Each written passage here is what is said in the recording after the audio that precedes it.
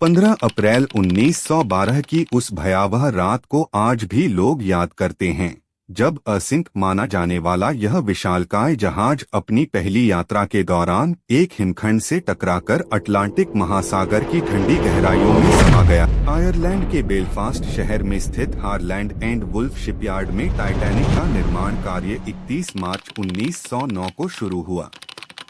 यह जहाज white star line company के ओलंपिक क्लास का दूसरा जहाज था, जिसे ब्रिटिश नौवहन कंपनी के लिए बनाया गया था। इसके निर्माण में लगभग 30 लाख पाउंड, आज के लगभग 15 करोड़ पाउंड की लागत आई थी। टाइटैनिक की डिजाइनिंग में उस समय की सबसे उन्नत तकनीक का इस्तेमाल किया गया था।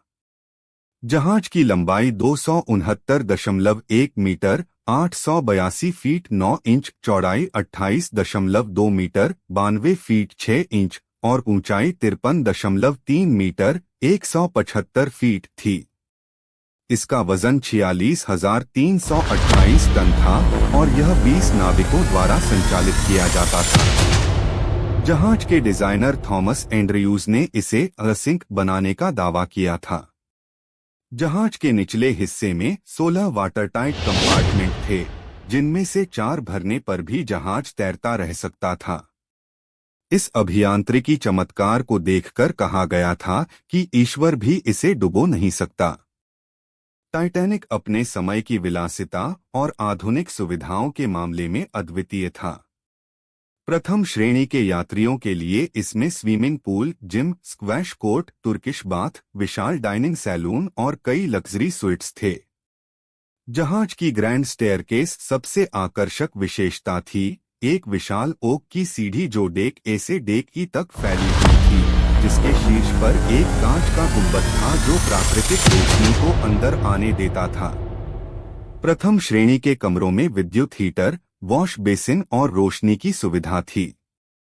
द्वितीय श्रेणी की सुविधाएं भी उस समय के अन्य जहाजों की प्रथम श्रेणी से बेहतर थीं, जबकि तृतीय श्रेणी के कमरे भी उस समय के मानकों से कहीं बेहतर थे।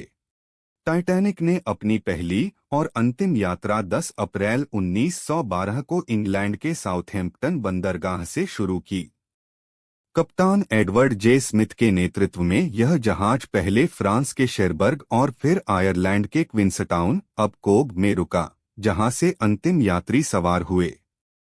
4 अप्रैल 1912 की शाम को टाइटैनिक उत्तरी अटलांटिक में तेजी से आगे बढ़ रहा था। उस दिन जहाज ने कई बर्फ की चेतावनी संदेश प्राप्त किए, लेकिन कप्तान स्मिथ ने गति कम नहीं की। रात 11:40 बजे लुकआउट फ्रेडरिक फ्लीट ने सीधे आगे एक हिमखंड देखा और अलार्म बजाया। फर्स्ट ऑफिसर विलियम मर्डोक ने तुरंत हार्ड स्टारबोर्ड का आदेश दिया और इंजन को उल्टा चलाने का आदेश दिया, लेकिन 46,000 टन के विशालकाय जहाज को रोकना असंभव था। 37 सेकंड बाद टाइटैनिक ने हिमखंड से टक्कर मारी, जिससे जहाज के स्टारबोर्ड की ओर ऊपर से नीचे तक लगभग 90 मीटर लंबा छेद हो गया। टक्कर के बाद जहाज के वाटरटाइट कंपार्टमेंट एक के बाद एक भरने लगे। टक्कर के 10 मिनट बाद तक पानी ने 5 कंपार्टमेंट भर दिए थे, एक ऐसी स्थिति जिसमें जहाज का डूबना निश्चित था। रात 12:05 बजे कप्तान स्मिथ ने लाइफ बोट्स को तैयार करने और यात्रियों को इकट्ठा करने का आदेश दिया। जहाज पर केवल 20 लाइफ बोट्स थे, जो केवल 1,178 लोगों को ही बचा सकते थे, कुल यात्रियों का आधा से भी कम। लाइफ बोट्स को भरने की प्रक्रिया में अफरा तफरी मच गई। कई यात्री जहाज छोड़ने को तैयार नहीं थे, क्योंकि उन्हें विश्वास नहीं था कि यह असिंक जहाज डूब सकता है। कुछ लाइफ बोट्स आधे खाली ही उतारे गए। रात 2:05 बजे तक आखिरी लाइफ बोट उतार दी गई। जहाज अब तेजी से डूब रहा था। अगले 20 मिनट में इसने अपना अंतिम सफर तय किया। रात 2:18 बजे टाइटैनिक ने अपना अंतिम सफर किया।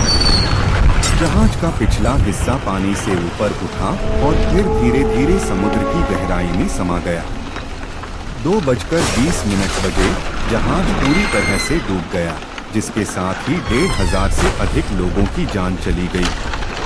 पानी का तापमान -2 डिग्री सेल्सियस 28 डिग्री फ़ारेनहाइट था, जिसमें कोई भी व्यक्ति 15 से 30 मिनट से अधिक जीवित नहीं रह सकता था। अधिकांश लोग हाइपोथर्मिया से मारे गए। टक्कर के समय निकटतम जहाज RMS कार्पेथिया था, जो 58 मील दूर था। उसके कप्तान आर्थर रोस्ट्रॉन ने टाइटैनिक के SOS सिग्नल प्राप्त करते ही तुरंत मदद के लिए रवाना हो गए। कार्पेथिया सुबह 4 बजे मलबे के स्थान पर पहुंचा और बचाव कार्य शुरू किया। उसने कुल 705 लोगों को बचाया, जिनमें से अधिकांश महिलाएं और बच्चे थे। 73 वर्षों तक टाइटैनिक की कब्र गहरे समुद्र में रहस्य बनी रही। 1 सितंबर 1985 को डॉक्टर रॉबर्ट बलार्ड और उनकी टीम ने जहाज के मलबे को 12,415 फीट 3,784 मीटर की गहराई पर खोज निकाला। आज भी टाइटैनिक की कहानी मानवीय अहंकार, वीरता, त्रासदी और सबक की एक शक्तिशाली याद दिलाती है। यह घटना हमें याद दिलाती है कि प्रकृति की शक्ति के आगे मानव निर्मित कोई भी चीज असीमित नहीं है। यह कहानी न केवल एक ऐतिहासिक घटना है, बल्कि मानवीय मूल्यों, साहस और जिम्मेदारी का एक शाश्वत दस्तावेज है जो आने वाली पीढ़ियों को सिखाता रहेगा।